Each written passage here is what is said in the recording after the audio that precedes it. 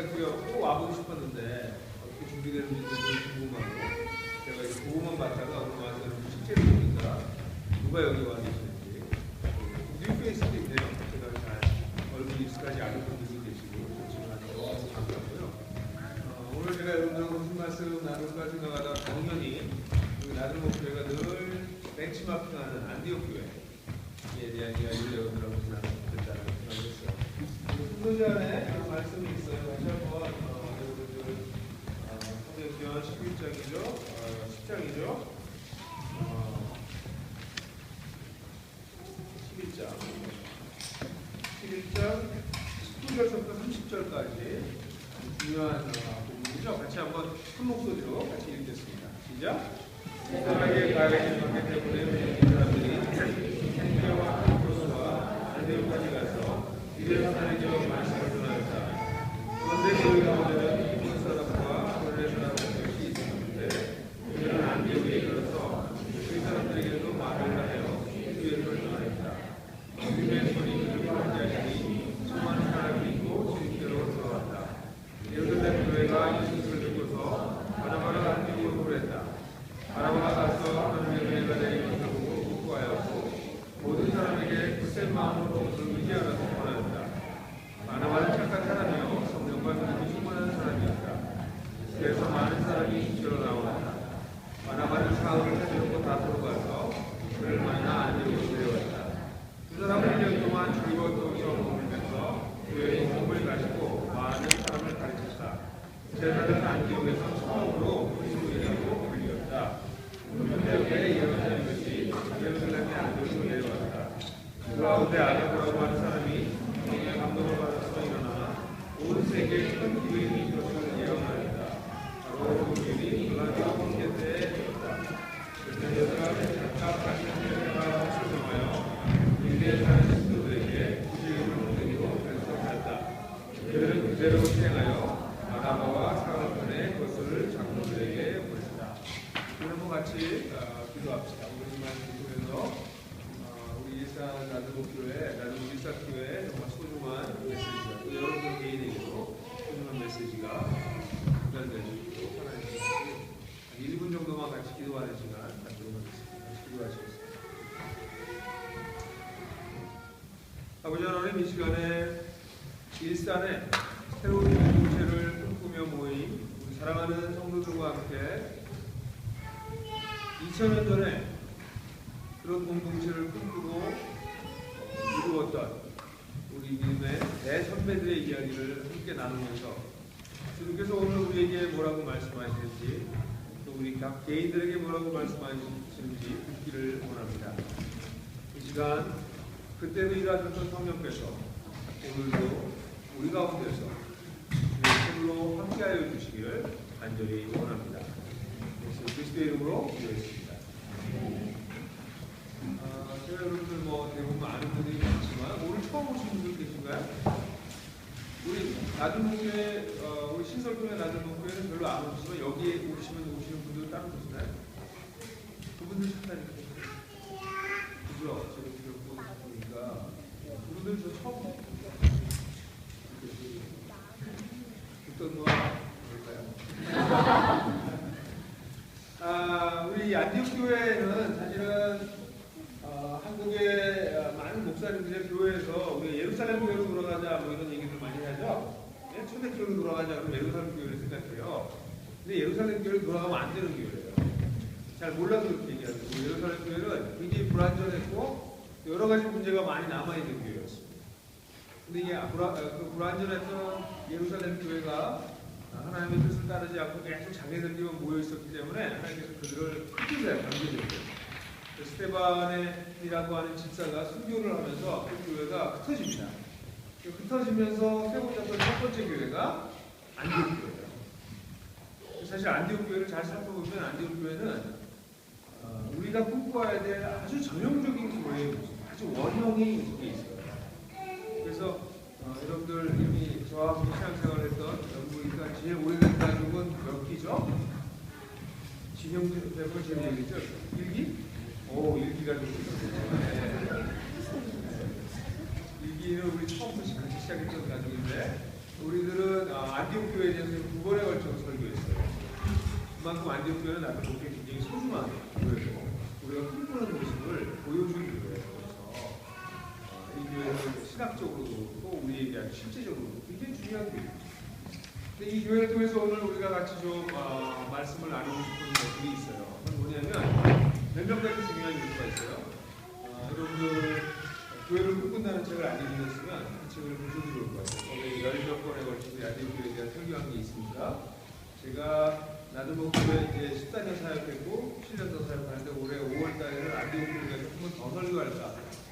리비짓 안디옥 처치 뭐 이렇게 안디옥 교회를 다시 돌아가다. 그래서 안식 교회에 대한 이야기 다시 할까.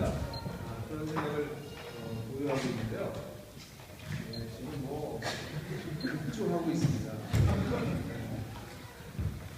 예. 이 안디옥 교회를 보게 되면 안디옥 교회가 어떻게 시작되냐면 있잖아요. 그건 고정으로 왜 갖게 되냐면 사실은 억압돼서 그래요. 뭐에 억압되냐면 어떤 기존의 상식, 이데올로기, 전통, 그 시대의 정신 이런 거에 억압되면 사람들은 창조성을 잃어요. 그래서 규정해 준 대로만 생각해요. 얘기해 주는 대로만 생각해요. 인생은 이렇게 사는 거야. 우리 아이들 키우는 것도 그래요. 아이들 키우는 오늘 보니까 우리 여기 굉장히 생산력이 뛰어난 이 바이올로지컬 생산력이 굉장히 뛰어난 분들이 많아요. 아이들이 엄청난 아이들이 여기 있는데 이 아이들 어떻게 키울 거냐? 세상에서 끊임없이 우리를 세뇌하거든요. 거기에 사로잡히는 한 창조성은 없어져요. 고정관념이 딱 잡혀버리거든요. 근데 아이들 왜 세상에서 얘기하는 대로 그렇게 비싼 돈 들여가면서 말도 안 되는 방식으로 키워? 그거 아닌 것 같아. 성경에서 다르게 얘기하는 것 같은데 하고 생각을 바꾸면 그 고정관념에서 벗어나면 아이들 키우는 것이 창조력으로 바뀌고 있습니다. 아이들이 건강한 아이들이 자랍니다. 이 아이들이 이제 초등학교하고 중학교하고 이렇게 가면 학교 교육과 이런 걸 통해서 아이들 완전히 그냥 우리 부모들은 그냥 공포에 빠지게 만들어요. 그런 고정관념에서 벗어날 때 아이를 잘 키울 수 있는 것처럼 교회도 마찬가지예요. 아주 중요한 교회가 우리에게 교회가 뭡니까? 우리가 가지고 있는 고정관념은 교회는 나의 영적인 필요를 채워주는 어떤 기관이라고 생각해요. 우리 교회 어떻게 선택하냐면 대부분 그 교회가 어쨌든 나한테 도움이 돼요. 나한테 유익해. 그래서 그 교회를 선택해요. 고정관념이에요. 틀린 생각이에요 사실은. 그래서 한국 교회가 지금 망가지고 있고요. 사람들이 전부 다 자기의 필요를 따라 교회를 와요. 일종의 쇼핑하라. 영적인 스피리추얼 니 영적인 필요를 따라서 여기 와서 자기의 필요한 영적 상품들을 갖길 바래요. 그럼 이렇게 조그만 교회는 안 돼요. 백화점 같은 큰 교회 가야 돼요. 거기 가면 세미나도 많습니다. 학교도 많고 예배실도 좋고 주차장도 좋고 이렇게 스피커도 안 나와요. 말도 안 되죠. 춥고 국밥에서 국밥으로 올라갔다고 박수치고 이런 거 하시면 안 돼요. 이렇게 서비스에서는 장사가 안 돼요. 오늘날 많은 사람들은 자기의 필요에 따라서 교회를 가요. 근데 교회는 뭐 하는데요? 교회는 뭡니까 도대체? 교회가 뭐냐에 대해서 이 본문에서 아주 잘 설명해주고 있는 제목이 그리스도인이라고 하는 이름입니다. 여러분들이 아시는 것처럼 안디옥에서는 그리스도인이라고 하는 이름을 처음 들었죠. 그죠? 근데 그리스도인이라고 하는 단어는 제가 그리스도라고 하는 단어를 신약에서 헬라어죠? 그리스도인데 이 단어를 헬라어로 입장한 우리 헬라어가 그리스도인데 이게 아람어 또는 히브리어가 뭐예요? 메시아죠.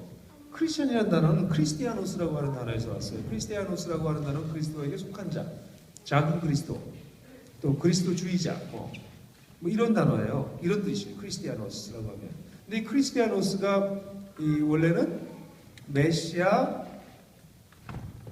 하는 단어를 바꿔 읽으면 이게 무슨 단어냐면 메시아 족속, 메시아 지파, 메시아주의자, 작은 메시아들 뭐 이런 뜻이에요. 그래 이 단어가 누구가 불러줬어요? 그 안디옥에 있는 자기 제자들이 스스로 자기들을 부른 것이 아니라 안디옥에 있는 사람들이 그들을 그렇게 불렀어요. 왜 그랬을까요? 메시아는 누구예요? 메시아는 이 깨지고 상하고 망가진 세상을 회복하기 위해서 이 땅에 오시는 분이십니다. 이 땅에 오셔서 메시아 뭐 하세요? 죄인과 악을 심판하세요. 그리고 의인들을 일으키시고 그들을 회복하세요. 이 깨지고 망가진 세상을 회복하시는 분이 메시아예요. 그러니까 안디옥에 모여있는 교회를 보고선 사람들이 처음에 떠오른 생각이 뭐냐면 이 사람들은 깨지고 망가진 세상을 회복하는 메시아라고 하는 분이 왔다는 것을 정말 믿고 그 메시아를 따라서 세상을 회복하는 일에 참여하고 있는 사람들이구나. 그래서 메시아 족속이라고 부르는 거예요. 메시아 지파라고 부르는 거예요. 그러니까 우리 이 안디옥 교회, 우리가 원형으로 삼는 교회의 본질적인 뜻은 뭐냐면 하나님의 나라가 이 땅에 임했고 하나님 나라가 이미 시작됐다는 것이에요. 이게 예수님의 가르침의 핵심이었잖아요. 하나님 나라가 죽고 난 다음에 오는 것이 아니라 죽고 난 다음에 완벽하게 임하지만 이미 예수님이 오시고 죽으심을 통해서 어떻게 됐다? 하나님 나라가 역사 속에 침투해 들어왔다. 하나님 나라가 시작됐다. 그러니까 우리는 어떤 사람들이에요? 하나님 나라에 이미 속해 있는 사람들. 진짜 크리스찬들은 세례를 받고 뭐 교회를 다니고 뭐 믿음을 고백하고 주기도문을 외우고 이런 사람이 크리스찬이 아니라 진짜 크리스찬들은 어떤 사람들이냐면 예수님의 가르침을 따라서 내가 하나님 나라에 이미 들어왔구나. 내가 이미 하나님 나라 백성이구나. 내 죽고 난 다음에 간다 천국이 아니라 이미 천국이 이 땅에 임했구나. 그래서 내가 그 나라를 살아내야 되겠구나. 이 땅에서. 그것을 깨달은 사람들이에요. 크리스천들은 그래서 이 크리스천이라고 하는 단어 자체가 혁명적인 단어예요. 오늘날 크리스천이라고 하는 단어가 뭐 하도 엉망이 돼서 기독인이 뭐 개독인이니 뭐 이런 소리까지 듣잖아요. 이 시대에 가장 낙후되고 수구적인 사람들이라고 그리스도인들을 부르는 참 기가 막힌 아이러니가 일어났어요. 이 그리스도인이라고 하는 단어는 뭐예요? 세상을 바꾸는 사람들, 세상을 뒤집는 사람들, 이런 뜻이에요. 그래서 여러분들이 아는 것처럼 데살로니가에 사도행전을 보면 데살로니가에 크리스찬들이 모여 들어갔을 때 사람들이 이 크리스찬들에 대해 뭐라고 얘기했어요? 이 사람들 뭐라고 불렀는지 아세요? 세상을 어지럽히는 자들이 여기에도 왔습니다. These men who have caused all the trouble of the world. 세상에 문제들을 일으키는 사람들이 이걸 어떤 성경에서 이렇게 번역고 있어요. Have turned the world upside down. 세상을 뒤집어 엎다. 그런 사람들이 이 도시에도 왔습니다. 이게 무슨 뜻이냐면 이 크리스천들은 예수님이 이 땅에 오셔서 새로운 시대를 시작하셨다는 것을 알고 이 세상의 논리대로 이 세상의 가치관대로 살지 않기로 결정하고 이미 임한 하나님 나라를 따라 살기로 결정했어요. 왜? 이 나라가 끝날 것을 알아버렸어요. 이 세상이. 기독교가 단순한 종교가 아니에요. 기독교라고 하는 종교는 우리가 보고 있는 이 모든 세상, 이 세상의 가장 중요한 특징이 뭐예요? 하나님이 없는 거죠. 하나님을 인정하지 않는 거죠. 인간이 중심이 됐고 자기가 중심이 된 게 이 세상의 특징이잖아요. 그리고 하나님이 이 세상을 심판하실 때 이 세상 모두를 전부 불로 태워버리시고 여기 있는 이 홀트 학교 너무 좋죠. 이 학교도 다 잿더미로 만들어버리시고 하나님은 그러시는 분이 아니세요. 우리가 가지고 있는 이 모든 문명을 잿더미로 만드시는 분이 아니라 이런 모든 문명에서 뭐를 심판하세요? 하나님 없이 self-honoring, 자기를 영광스럽게 하는 그 모든 요소를 태워버리시는 거예요. 그 뭐만 남아요? 하나님의 영광만 남아요. 그래서 선지자들은 이 비전이 있었기 때문에 그 마지막 날이 되면 어떤 일이 벌어진다고 해요? 여호와를 아는 지식이 물이 바다 덮음 같이 온 세상에 가득하다. 이게 무슨 뜻일까요? 이게 시적 표현이지만 지금 여러분 이거 보세요. 하나님 보여요, 안 보여요? 보여요? 그럼 병원 가요. 보이지 마세요. 보면 안 돼요. 하나님 안 보여. 그죠? 우리 믿음으로 하나님 여기 계시다는 걸 고백하죠. 근데 그날에는 하나님을 어너링하지 않는, 하나님을 높이고 하나님을 예배하지 않는 모든 요소가 세상으로부터 다 사라져 버려요. 우리 속에 있는 그런 것들이 있는데 그런 것들 다 없어져 버려요. 그럼 뭐만 보여요? 하나님의 영광이 우리 가운데 믿음으로 고백해서가 아니라 그대로 보인다. 예? 그날이 온다고. 그러니까 우리가 이 땅에서 하고 있는 뭐 아이 키우는 거, 돈 버는 거, 직업, 뭐 세상 사회생활하는 이 모든 것들 가운데서 하나님을 어너링하지 않고 하나님 중심이 아닌 건 싹 사라지고 하나님을 어너링하는 나머지 것들은 그대로 다 남는다고요. 그렇게 새로운 세계가 시작된다. 그게 하나님 나라의 비전이에요. 그러니까 그 비전을 받아들이는 우리는 어떻게 사냐면 이 땅에서 그렇게 썩어지고 없어지고 다 타버릴 것, 하나님께서 나중에 싹 제거해 버리실 것, 그것을 위해 사는 것이 아니라 뭐 하는 거예요? 영원히 남을 것. 그거에 투자하는 거예요. 어제 저녁에 우리 어머니하고 얘기하다가 어머니 요즘 왜 갈비찜을 안 만드세요? 뭐 이런 얘기를 했어요. 여러분 갈비찜 만들어 보셨어요? 저는 갈비찜 만들어 보진 않았지만 어릴 때 계속 먹었어요. 우리 잔치 때 꼭 하는 게 갈비찜이었어요. 1년에 한두 번은 먹었어. 근데 갈비찜 할 때 어머니가 보시면 이렇게 갈비를 먼저 끓여요. 한번 끓이고 식혀. 그럼 기름이, 소기름이 이렇게 위에 떠요. 그럼 그걸 걷어내세요. 그 양념하고 또 끓여. 그리고 또 식혀. 그럼 또 기름이 또 이렇게 걷어. 그럼 또 걷어내요. 왜? 소기름은 우리에게 나쁜 거니까. 그리고 우리가 먹어야 될 건 중요한 살코기거든요. 꼭 오늘날의 그리스도인들은 걷어내야 될 이 소기름을 먹는 사람들 같아. 이건 걷어낼 거예요, 하나님께서. 이게 섞여 있어요, 지금. 우리 삶 속에서. 근데 하나님께서 이걸 어떻게 하실 거예요? 걷어내실 거라고. 그리고 살코기만 남기실 거라고. 이게 예수님께서 얘기하신 수많은 비유들이 나오잖아요. 하나님께서 그물을 내리셨는데 마지막에 어떻게 하세요? 그물에 올리셔서 좋은 고기와 나쁜 고기를 갈라내시죠. 섞여 있다고 지금은. 그죠? 가라지하고 좋은 씨앗이 같이 자랐는데 내버려 두시다가 마지막에 좋은 씨앗은 알곡에 나쁜 씨앗은 태워버리시잖아요. 이게 하나님 나라예요. 그러니까 지금 세상에 이렇게 섞여 있어. 근데 섞여 있는 데서 우리 메시아 족속들은 뭐 하는 사람들이에요? 이걸 알아버린 거예요. 하나님 나라가 시작됐고 이 땅에 있는 것들이 심판받고 사라질 거라는 걸 우리가 알아버린 사람들이에요. 그러니까 이 사람들은 바보가 아니, 신앙생활하는 건 그래서 자기 노력으로 그런 게 아니에요. 이걸 알아버리면 그렇게 사는 거야.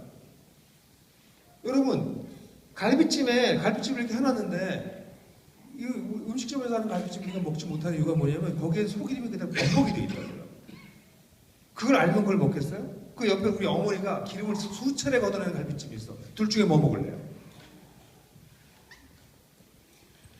어머니가 만드신 갈비찜을 먹는 게 믿음이야? 희생이야? 헌신이야? 상식이지. 크리스천 라이프는 상식이에요. 하나님께서 이 모든 기름기들을 걷어내실 것을 알아버린 사람들이기 때문에 그 기름기에 우리 몸을 망가뜨리는 기름기에 내 인생을 드리지 않겠다고 결심한 사람들이라고. 그러니까 그 사람들이 메시아를 이 메시아가 하신 놀라운 일을 발견하고 나니까 메시아 족속이 되어버린 거예요. 단지 메시아 족속이 돼서 세상을 변화시키고 사회 변혁 운동을 일으키고 뭐 시위 때마다 나가서 뭐 시위하고 이러는 게 아니고요. 하나님께서 이루신 놀라운 세계를 발견한 거예요. 여러분들 가운데서 아직 그것을 발견하지 못하신 분들이 계시다면 이제 설교도 들으시고 책도 보시고 예수님의 말씀을 배우고 그러면서 이 하나님 나라에서 배우셔야 될 거예요. 한국의 교회는 이 하나님 나라를 안 가르쳐요. 잘못 가르쳐요. 하나님 나라는 죽으면 가는 데를 가르쳐요. 죽으면 가요. 근데 반쪽만 가르쳐. 죽으면 완벽한 하나님 나라에 가지만 지금 살아서 어떻게 해요? 이미 우리는 하나님 나라에 들어왔다. 그게 기독교예요. 기독교의 혁명성을 피할 수가 없어요. 네? 그래서 이 사람들이 하는 게 뭐예요? 그래서 이 사람들이 고정관념에서 벗어날 수 있었던 거예요. 그래서 구부나 몇 사람들이 소수의 삶인 걸 시작하니까 하나님께서 어떻게 하세요? 거기에 손을 얹으셔서 축복하셔가지고 놀라운 일들이 막 벌어지잖아요. 이방사회, 유대인, 비유대인 지역에 첫 교회가 세워지는 일이 일어나는데 그건 하나님께서 이 땅에 임한 하나님 나라를 땅끝까지 전파하겠다고 했던 하나님의 계획에 따라서 하나님의 뜻에 따라서 그 일을 이루고 계십니다. 그래서 이런 메시아 나라를 받아들인 사람들의 특징이 뭐냐면 첫 번째 하는 것이 뭐냐면 메시아의 나라에 속한 사람들끼리 사랑하는 거예요. 우리 약간 미친 사람들이에요. 옆에 보세요. 다 제정신 같아요? 이상한 사람들이지. 주일날, 일요일 아침에 여기 와서 이러고 있어요. 오늘이야말로 늦잠 자야 될 날이지. 오늘이야말로 등산, 비가 와서 왔구나, 여러분들. 네? 이건 등산 가는 날이지. 일주일에 하루 놀 수 있는 날에 여기 와서 이거 뭐 하는 거냐고. 토요일 날이에요, 여기 가족교회? 토요일날 둘 다 토요일날 오후에 그 재밌는 프로그램이 TV 프로그램 많이 있잖아요. 불후의 명곡도 거기 그때 나오는. 그런 거 놔두고 왜 모여 우리가? 우리가 딴 세계를 봤습니다. 그러니까 우리들끼리 모이는 이유는 뭐냐면 보지 못하는 걸 본 사람들이기 때문에 우리끼리 모여서 서로 격려해 주는 거예요. 우리는 하나님 나라가 이 땅에 임했다는 것을 사람들은 보지 못하는데 우린 봐요. 우린 믿어요. 그래서 이 땅에서 사는데 세상에 속한 사람들이랑 똑같이 살 수 없어. 우리는 그 소기름 먹으면서 살지 않을 거야. 거기에 내 인생 투자하지 않을 거야. 난 살코기만 먹을 거야. 그걸 결심한 사람들이야. 그건 결심도 아니고 상식이에요. 크리스찬은. 그래서 우리끼리 모이는 거예요. 우리끼리 모이면 어떤 일이 벌어질까요? 처음엔 좋죠. 아직은 좋으실 것 같아요. 왜냐면 지금 처음에는 우리끼리 동질감이 더 많이 느껴지니까. 세상으로부터 우리가 부름을 받았다는 것 때문에 더 기쁘니까. 근데 시간이 조금 지나면 어떻게 돼요? 이제 우리의 본 얼굴을 보게 되죠. 여전히 이기적이기도 하고, 그죠? 그렇지만 하나님 나라에 속한 사람들이 하는 것이 가장 중요한 것은 그들 가운데서 서로 사랑하는 거죠. 메시아 족속의 첫 번째 특징이에요. 그 예수님도 이게 너무나 중요했기 때문에 내가 너에게 다른 계명 다 아무것도 안 주고 딱 하나만 줄게. 구약의 모든 계명들을 다 잊어버려도 돼. 딱 하나만 줄게. 뭐예요? 서로 사랑하라. 내가 너희를 사랑한 같이 너희를 사랑하라. 그게 메시아 족속들이 가지고 있는 유일하게 생각하는 계명이에요. 이걸 그리스도의 법이라고도 표현해요. 갈라디아서에 보면 그리스도의 법을 성취하라 이렇게 나오는데 단 하나의 그리스도께서 주신 법이 뭐냐면 서로 사랑하는 거예요. 그러니까 사랑하는 게 쉬운가요? 쉽지 않아요. 왜? 이 세상에 속한 우리의 버릇이 있어서 그래요. 이 세상은 뭐라고 얘기하고 있어요? 네 중심으로 살아라. 네 이익을 위해 살아라. 네가 하고 싶은 대로 살아라. 네 느낀 대로 살아라. 그렇게 얘기를 해요. 하나님 나라는 뭐라고 그래요? 네가 주인이 아니야. 하나님이 주인이셔. 그래, 주님의 뜻대로 살아. 라고 가르쳐요. 근데 우리는 세상에 속한 너무나 이 세상에 속한 데서 오랫동안 세뇌됐고 우리 몸 자체가 거기에 아주 익숙해서 철저하게 내중심적으로 살려고 해요. 공동체가 왜 안 이루어져요? 내 마음에 안 들어. 내가 하는 방식이 아니야. 난 그걸 원했던 게 아니야. 그래서 공동체가 안 이루어지는 거예요. 크리스찬 부부들도 그 부부들이 깨지는 부부들은 전부 다 똑같은 거의 같은 거지. 내가 싫어. 난 그거 원하지 않아. 왜 당신이 그렇게 해? 크리스찬 부부 공동체도 주님이 우리에게 뭐 하신 것이 무엇인가를 생각하려고 하지 않으면 공동체 형성할 수 없어요. 거기에 파워 스트럭처가 생겨요. 돈 많이 버는 사람이 힘을 갖는 거예요. 주로. 그래서 요즘은 꼭 남자가 힘을 갖는 것도 아니더라고요. 수입이 더 많은 쪽이 힘을 가져요. 아내가 힘을 가져요. 수입이 더 많으면. 예? 이건 파워예요. 이건 공동체가 아니라 힘에 의해서 조절되는 집단이에요. 근데 하나님의 공동체의 가정은 어때요? 두 사람 다 내가 주인이 아니라 하나님이 주인이죠. 그것 때문에 자기 이익이나 서로 다른 것을 내려놓는 거죠. 뭐 때문에 내려놓을 수 있어요? 그분 때문에. 오늘 아침에 우리 아내하고 같이 차 타고 오는데, 우리 아내가 제 아내랑 차 타고 오는데, 주로 제 아내는 저랑 설교할 때 저랑 같이 다니지 않아요. 저 혼자 다니는데 오늘은 아주 예외적에서 같이 오는데 아내가 저를 이렇게 수행해 본 적이 없기 때문에 계속 뭐 이렇게 얘기를 자꾸 걸려고 그랬어요. 그래서 여보 좀 조용히 하지. 가서 설교할 사람이야. 이제 그러고도 왔는데 근데 이제 오다가 그래서 제가 나 음악 들으면서 좀 설교도 마음속에 좀 정리하고 갈 테니까 여보 당신 앉아 있어. 음악을 딱 틀려고 그랬는데 저는 곽진원 음악을 틀려고 그랬어요. 박진원의 남종, 전 그런 소리를 제가 좋아해요. 예? 그 악동 뮤지션의 여자의 그런 목소리, 그냥 살아있는 목소리, 가공되지 않은 목소리를 저 굉장히 좋아해요. 근데 제 아내는 훈련된 목소리를 좋아해요. 오페라. 딱 켜는 순간 제 갤럭시에다가 자동차 딱 연결하는 순간 딱 봤는데 곽진원을 틀까 하다가 베르디아 라트라비아타를 들었어요. 그 아내가 그걸 좋아하는데.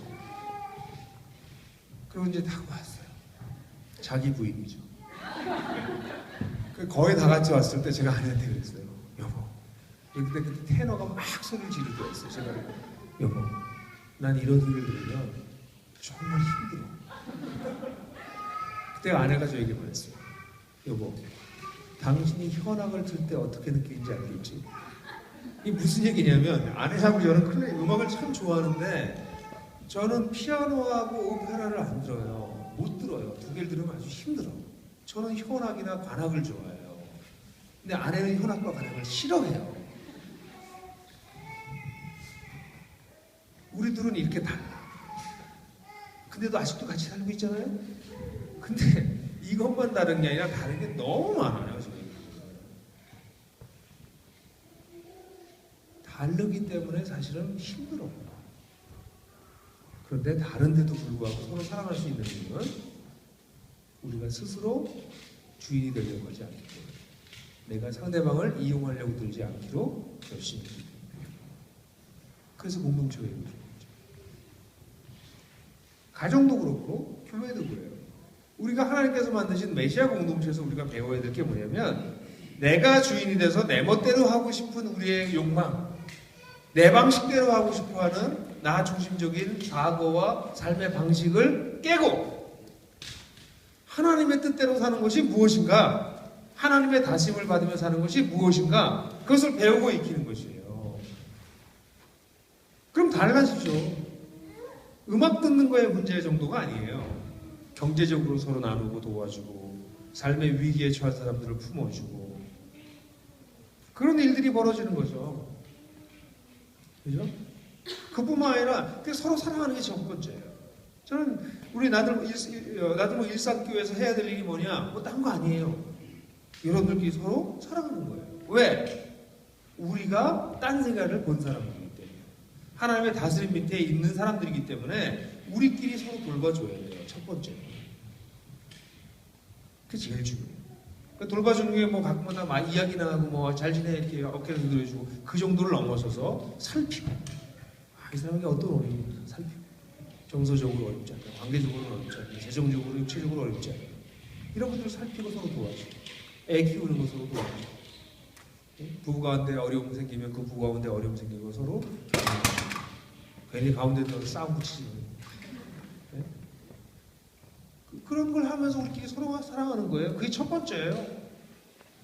이렇게 사랑하는 것을 사랑하게 되면 어떤 일들이 벌어지냐면 예수님께서 요한복음 17장 21절에서 말한 것처럼 내가 아버지가 내 안에 내가 아버지 안에 우리가 아버지 안에서 하나가 된 것 같이 저희도 우리 안에 하나가 되게 하사 세상 사람들로 하여금 아버지께서 나를 보내신 것을 믿게 하옵소서.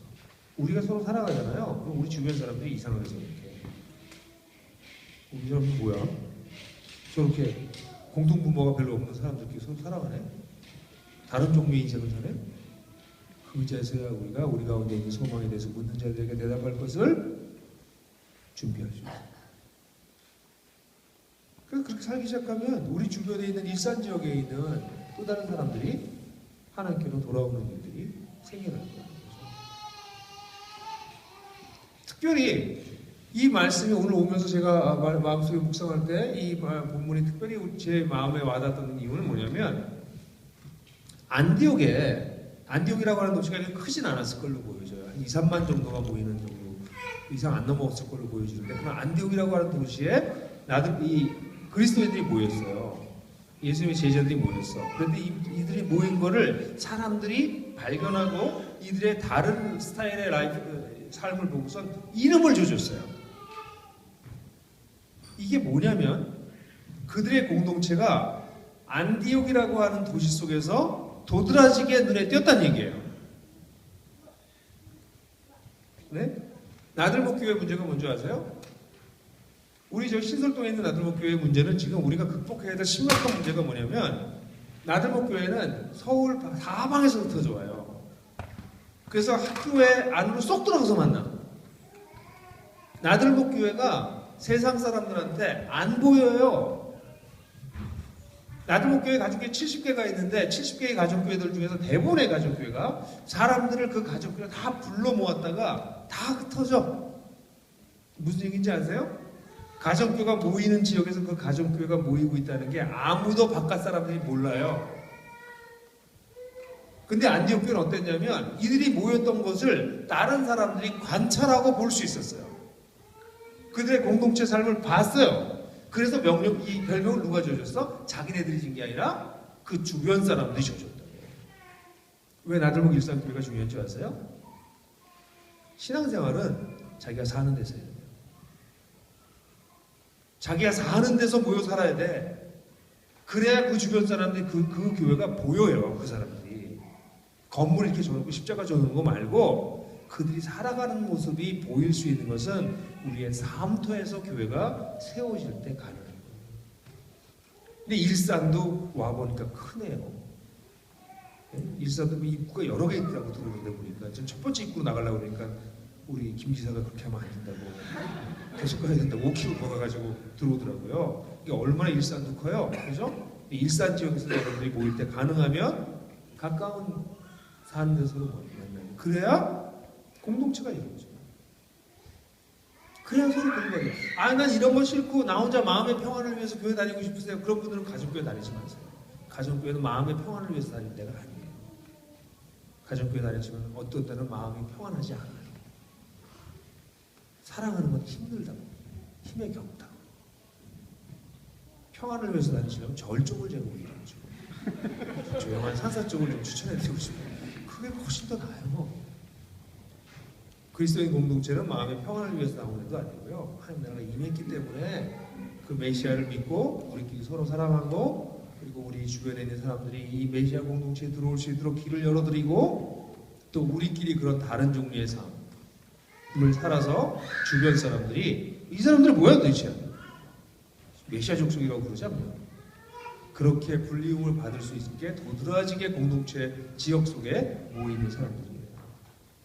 서울에 있는 우리 신월도에 있는 나들목교회는 앞으로 7년 정도 지나게 되면 7년 내에 아마 그런 일들이 벌어질 거예요. 조금 더 지역성을 강화하는 우리가 사는 곳에서 모여 살기, 함께 살기 하는 그런 일들이 벌어져서 교회가 나들목교회가 신설동에 모이는 사람들이 아니라 자기가 살고 있는 삶의 터와 일터로 침투에 들어가는 그 페네트레이션, 침투가 우리 앞으로 7년에 매우 중요하다. 그렇게 하는 거예요. 그게 진짜 그게 안디옥교회예요. 여기 모여가지고 우리끼리 큰 거 만들고 밖에 사람 아무도 모르는데 우리들끼리 이거 아니라 우리가 사는 모습이 바깥 사람들에게 관찰되어지고 그래서 별명을 지어줄 수 있을 정도의 공동체. 그게 원래 교회예요. 말씀을 좀 마무리할게요. 사실 안디옥 교회라는 얘기에서 할 얘기가 앞으로 더 많은데요. 시간이 많이 갔네요.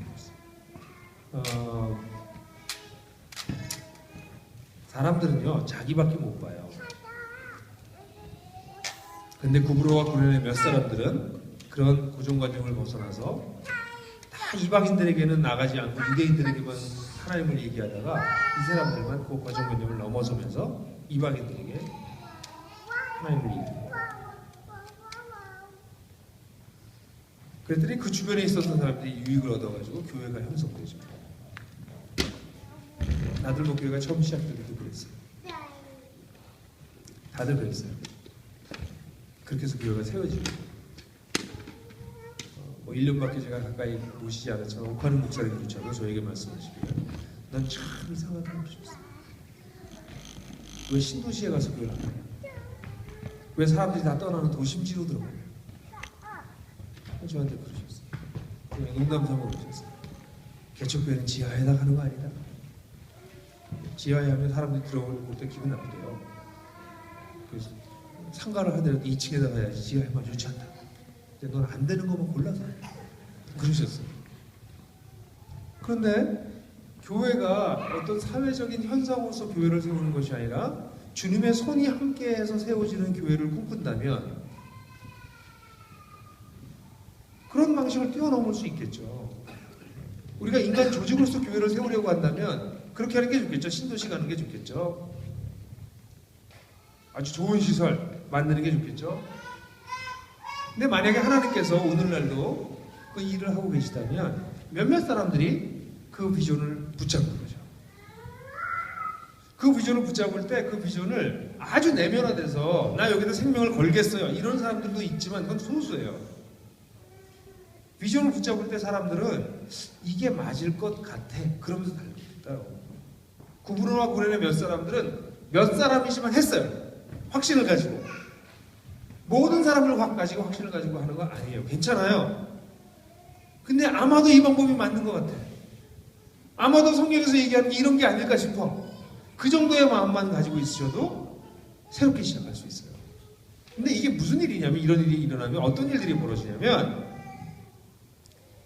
하나님께서 세상을 이끌어 가시고 가시는 흐름 속에 들어가면 그 사람의 삶은 extraordinary해져요.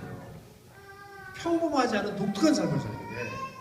아무리 훌륭한 사람도 하나님의 역사의 흐름 속에 들어가지 않으면 지 멋대로 살고 지 혼자 잘난 척하다가 사라지는 인생을 살아요. 근데 아주 평범한 사람들도 하나님의 역사의 흐름 속에 자기도 잘 모르면서 슬쩍 들어가면 그 흐름을 타면서 그 사람의 인생이 의미 있어져요. 안디옥 교회에 속했던 사람들은 사실 자기네들이 뭐 하는지 잘 몰랐어요. 훗날 이렇게 놀라운 교회가 될지 아무도 몰랐어요.